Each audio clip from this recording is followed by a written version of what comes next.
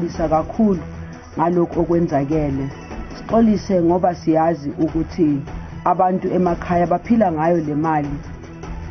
Urhulumente ungqengqezile kubemibeli nabangakhange basifumana isibonelelo sabo sikarhulumente zewathi kungoku nje le ngxaki sonjululwe.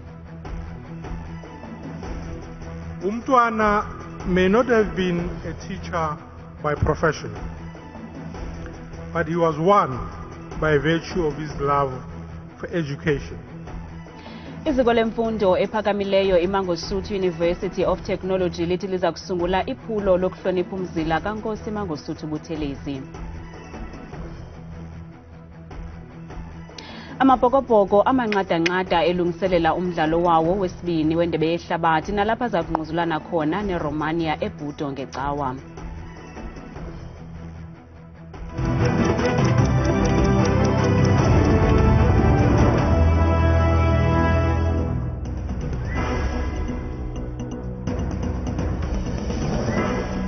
Sinamkele kwakhona kwiindaba zethu ngokuhlwanje njengesiqhelwa Ndambindodwa ndihamba noPhumza Sikhumba noyitoliki yolwimi lwezandla Kotani Mzontsundu. Urhulumente uthi ingxaki yokuhlawulwa kwemali yesibonelelo karhulumente ngusasa nokuchaphazele abantu abangaphaya kwe-600,000 abamkela imali yendodla isonjululwe kwaye ngoku abantu bangakwazi ukuyifumana imali yabo. Umphathiswa wesebe lophuhliso loluntu unkosikazi Lindiwe Zulu uvakalise ukuba le ngxaki ibangelwe ngamaginxiginxi obuxhakaxhaka bale mihla ze waxolisa kakhulu kubantu abadala bathe bachaphazeleka. Kwiveki ephelileyo amawakawaka abantu abamkela imali yesibonelelo sikarhulumente bashiyeke besonga izandla emva kokuba bengakhange bayifumane imali yabo. Namhlanje ke urhulumente uze ngaphambili wavakalisa ukuba oku kubangelwe ziingxaki kubuxhakaxhaka obusetyenziswayo xa kuhlawulwa le mali yesibonelelo. Sixolisa kakhulu ngalokho okwenzakele. Sixolise ngoba siyazi ukuthi abantu emakhaya baphila ngayo le mali abayithola kuRhulumente we-African National Congress. Sisho futhi nakubo ukuthi senza konke okusemandleni ethu ukuthi i-system nama-system esiwasebenzisayo singazitholi kule simo sokuthi kuthiwa kune-glitch, kuthiwa kune-technical challenge. Ukanti urhulumente ubaqinisekisile abantu abadala ukuba yonke into ngoku ihamba ngendlela baza kuyifumana imali yabo. Ephendula ngokulahla kwamalungu ebhodi yasePost Bank, umphathiswa uthi unobangela wokulahla kwale bhodi kungenxa yezityholo ezinobuzaza zesiniki maxabiso esiyimali e-144 million rand nekungacaci nangoku kuba ihamba njani na into yaso. One of the fundamental problems has been the continuation of an illegal contract which was paid no less than 140 million. And without a justifiable explanation why it was allowed to continue. As a matter of record, which I know is transparent, is public, you know Post Bank has had, a disclaimer for no less than 2 years. No serious-minded nation can allow a financial institution to tolerate that. Ukanti umbutho olwele amalungelo oluntu iBlack Sash umemelela ukuba kuqhutywe uphando oluzimeleyo ngamaginxiginxi asePost Bank nabangela ukungahlawulwa kwemali yesibonelelo sikarhulumente. This is why we are now calling on both these ministers to please put an independent inquiry into place to find out what is happening, to put timeframes into place, and to make this report public so that we can hold them accountable against what they're saying they are doing about this. Umphathiswa ukwaqinisekise abantu abamkela imali yesibonelelo sikarhulumente ukuba zingamampunge iindaba zokuba amakhadi abo agolide akwasasa aphelelwe. Watsho esithi la makhadi asasebenza. Iziko lemfundo ephakamileyo iMangosuthu University of Technology ibhiyozele ubomi bukaNkosi Mangosuthu Buthelezi namhlanje kwinkonzo yesikhumbuzo. uNkosi Buthelezi wasungula le dyunivesithi ngonyaka ka-1979 neqaqobana labafundi nababegxile kwizifundo zemisebenzi yezandla.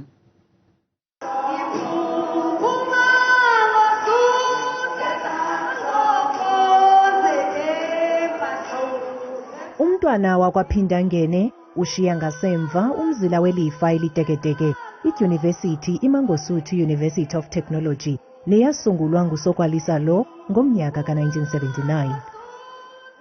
Umntwana may not have been a teacher by profession, but he was one by virtue of his love for education and his unshakable belief that education empowers, that education creates prosperity.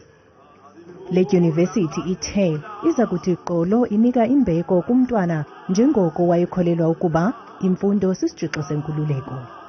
We will continue to honor Shenge for his belief that education liberates. When others destroyed educational infrastructure, banned schools and libraries, and chanted the slogan, "Liberation before education," Shenge, like a tenfold beacon in the night, stood up and said, no to the banning of schools. Unyana wakhe inkosana uZuzifa Buthelezi uchubele intaphane yabantu abahambele esi sikhumbuzo kwisikhwebu sembali yokusungulwa kwale dyunivesithi.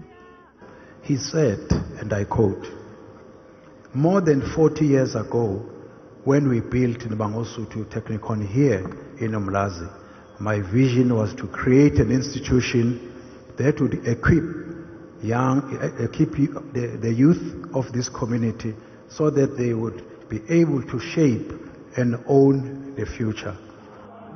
Lala ngoxolo sokwalisa phumla ke ngqengelele nokuba ikhaya lakwa-Phindangene lishiyeke libanda ngenxa yokusithela kwakho emafini, kodwa ubuchule bakho, intobeko yakho, ubuqaqawuli negalelo lakho liyakusoloko linendawo ezintliziyweni zomzi wakwa-Buthelezi.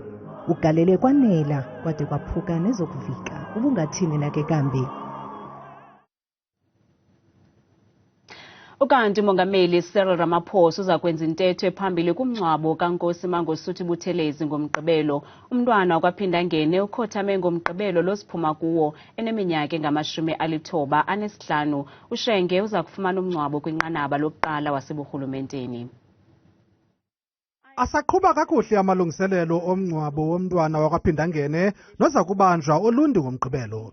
Iofisi kamongameli iqinisekisile namhlanje ukuba umongameli Cyril Ramaphosa uza kube ekho buqu kulo mngcwabo kwaye nguye oza kwenza intetho ephambili. President Ramaphosa will on Saturday, the 16th of September, deliver the eulogy at the special official funeral of the late Prince Mangosuthu Buthelezi in Ulundi in KwaZulu-Natal. Ukanti iqela le-IFP libongeze uluntu ukuba lusebenzise amanye amaqonga aza kuthi awubonise ngqo lo mngcwabo nanjengoko ibala iPrince Mangosuthu Buthelezi eliza kusingatha lo mngcwabo liginya kuphela umthamo wabantu abayi-15,000. I'm not too sure whether it will be able to accommodate all the people that I know want to be part of the farewell actually funeral service of umntwana and our leader. Kusenjalo intombi endala kaShenge umntwana uPhumzile Buthelezi uqalele elijelo kudliwano-ndlebe olukhethekileyo ukuba utata wakhe ebeyithanda eyixabisile kakhulu imfundo. I went to St. Francis to St. Augustine's. While I was in St. Augustine's, he had about a best school for girls only. He took me out of St. Augustine's. He wanted me to go to the school for girls only. Le nkonzo yomngcwabo kaShenge kulindeleke ukuba iqalise ngentsimbi yesithoba kusasa kwibala iPrincess Mangosuthu Buthelezi olundi ngomgqibelo. Umbutho we-People's Movement for Change kwanabahlala abaphuma kwindawo ezohlukeneyo eKapa eNtshona Koloni benze umngcelelo yakwizakhiwo zomasipala wesisixeko beyokunikezela ngoxwebhu lwabo lwezikhalazo neziquka ukunyuka kwexabiso lombane kwakunye nokukhutshwa endleleni kweeteksi ngamagosa ezendlela kwesisixeko. Iqela i-People's Movement for Change lenze umngcelele oya kwii-ofisi zesixeko saseKapa ukuya kunikezela ngoxwebhu lwabo lwezikhalazo malunga nonikezelo lweenkonzo kwesi sixeko. We just want to bring to the attention of the city that they must bring down the electricity hike that they imposed from the 1st of June. Our people are suffering. this is the same people that voted them into power. And currently we're having problems that they say that this is the best run city in the country. But our backyard dwellers don't have electricity. Some of our informal settlements don't have proper services in our areas. Ikhosatu nebeyinxalenye yalo mngcelele ithi le miba ephakanyiswa namhlanje kudala eyilwela. We appeal to this mayor and his executive to listen to these people, because ultimately these are the people that have voted them into power. So that's why Ikhosatu is here, because we are fighting exactly the same issues. Ukanti kusenjalo iqela le People's Movement for Change lithi liza kufundisa uluntu ngokubaluleka kwevoti ukuze lubone inguqu ezingcono kwimpilo yalo. Kanti abantu baphefumle ngelinqaku lengxaki yabantu abangakhange bakwazi ukufumana isibonelelo sabo sikarhulumente.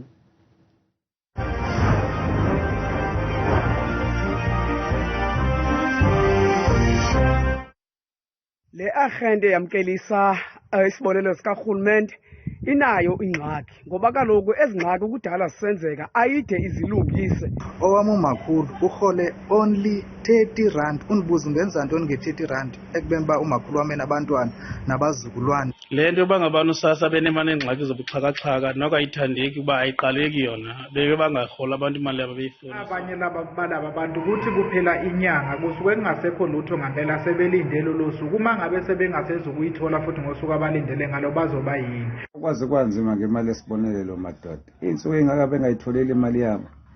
Yekanenike indlela ekhona kulowo mzuzu. Kwaba yudaba olubuhlungwana lona mase sibona selwenzeka ngale ndlela, kodwa ke sithemba ukuthi uhulumeni ukhona kufundile ngalesi sigameko. KuFacebook uvuyelwa Shume uthi urhulumente makaye kudlala ngabantu bethuna abantu abadala bayokuphoxeka edolophini beboleke imali ezizalayo kuba bakhwele ukuya edolophini xa befika imali ayikho kungonaxolisayo. Amile yena uthi msasazi yabambi kakhulu lento yorholelwa emadolophini, kumanje abantu balala edolophini bengenamali yokubuya baze emakhaya mayilungiswe le yale mali yakwasasa, imoto zayekelwana ukuze bantwini ezilalini. Lathiswa Azania Usapho sakho uthi ngaphindi yenzeke loo nto iWest kubantu abadala bade balala endleleni ngenxa yokuphoxeka. Bukela ungaphefumla kwimixholo yethu, sebenzisele nombolo kaWhatsApp nengu-071 670 2548.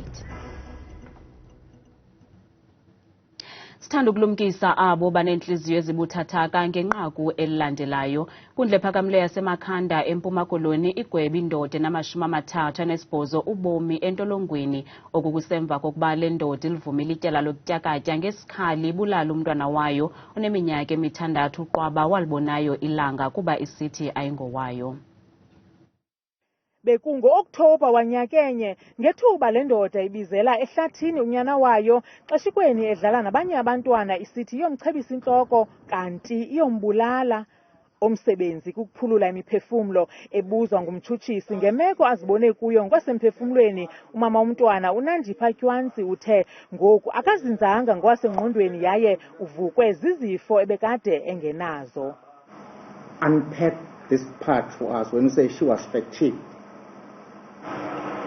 Nandipha is suffering psychogenic non-epileptic seizures, PNES, and complicated bereavement with onset, which means starting after the incidents in this case.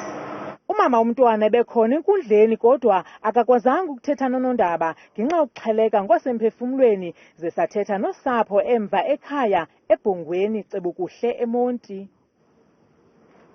Sanyuka size apha kumakhulu endlini simxela makhulu asibone umntana, elikudala sikhwaza phaa akho mntu usabelayo, akabonakali umntana ingathi uphaa kutatakhe. Sihlale ke apha nomakhulu, sihlale. Umakhulu yena sabe singafuna ahamba ayohlapha aye phaa because beserongo yena kuqala, ngoba lo utata umntana besesendile imessage uba umntana uyombulala. Umfi uSinobomi Tywanzi ke ube nguntondo kubantwana abane.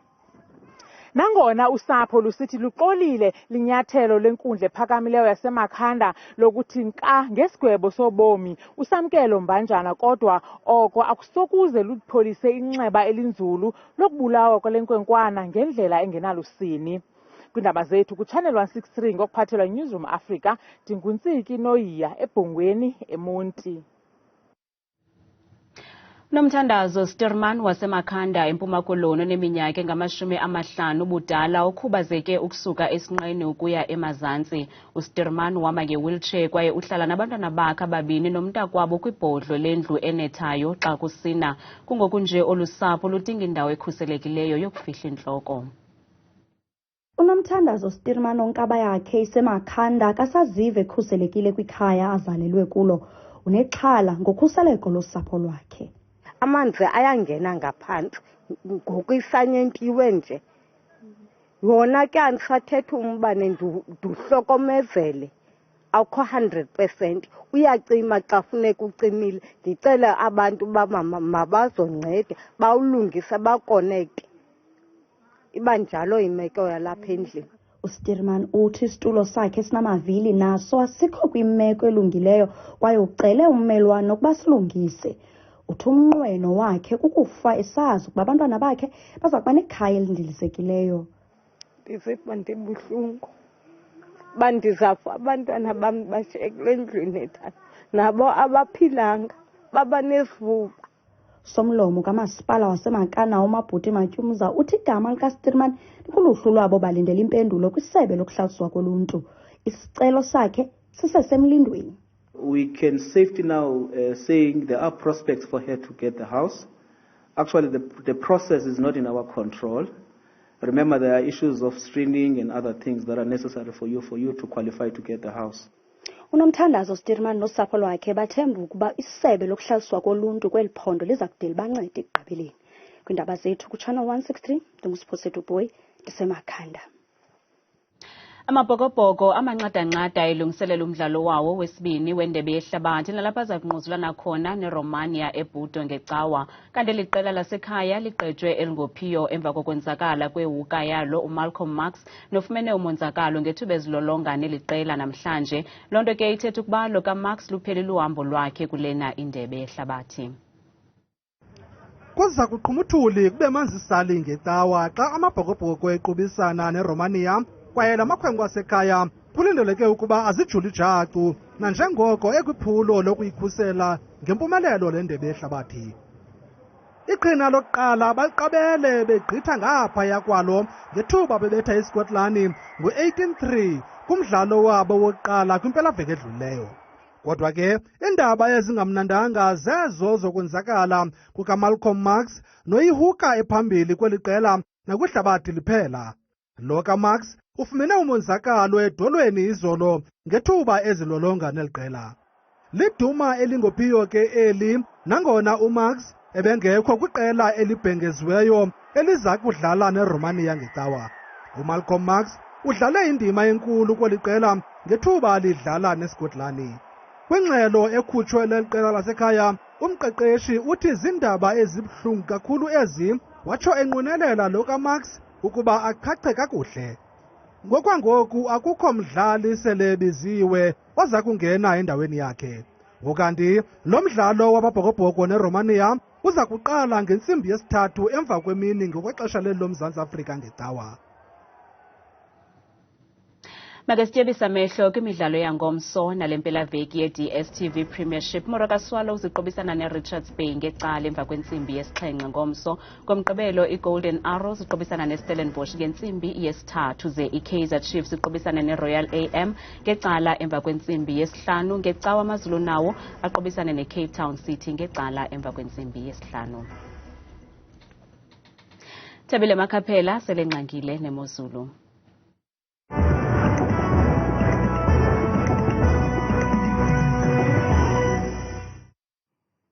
Koske bamqwathi apho ezindabeni ndiyakubulisa ke mzontsundu apha ekhaya ndikwamkele kaloku koyam idesika yemozulu. Mna ke igama lam ndikuthabile kumamthembu qhudeni wakho Amakhapela bethuna masijongeni nantsi imozulu.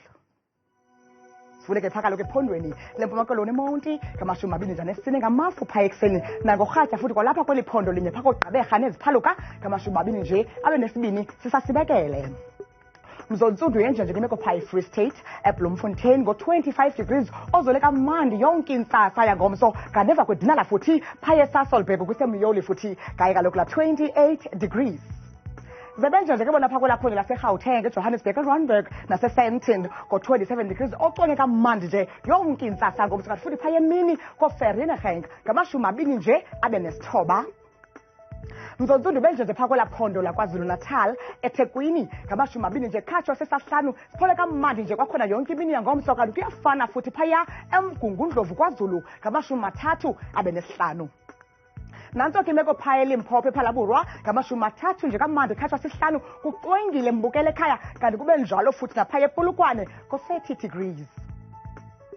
Ukanti imeko kwelaphondo ke lilandela liphaya eMpumalanga eMbombela kuyatshisa kamandi phaya yonke intsasa ngamashumi nje ekhatshwa sisixhenxe kube bufana ke futhi phaya embukele ekhaya koSekhunda kaloku ngamashumi nje abe nesibhozo. Zebenje nje kwena kwelaphondo laphaya eNorthwest eMahikeng ko-30 degrees oxonye kamandi futhi yonke intseni yangomso kanti phaya emini futhi behamba nosuku eRustenburg ku-32 degrees naye akabe kwahlaba. Imeko phaya ephondweni laseNorthern Cape eKimberley ngamashumi nje anesibhozo kusemyoli kwasekuseni phangomso kanti emini ngokuqhutywa ke lusuku lwabo phaya eAppington futhi kuye kaloku la 27 degrees. Kanti ke mbukelwa ekhaya benje nje phaya eNtshona Koloni eKapa lodumo lishumi nje likhatshwa sihlanu ngamathonsi emvula phaya ekuseni ngomso masiqukumeli kaloku imozulu yethu ke ngeGeorge ngo-19 degrees wentshizane kwakhona futhi izemvula emini. Itsho ke bethi nento apha edeskeni yam yemozulu mna ndikuthanda kangaka xesha lemyoli.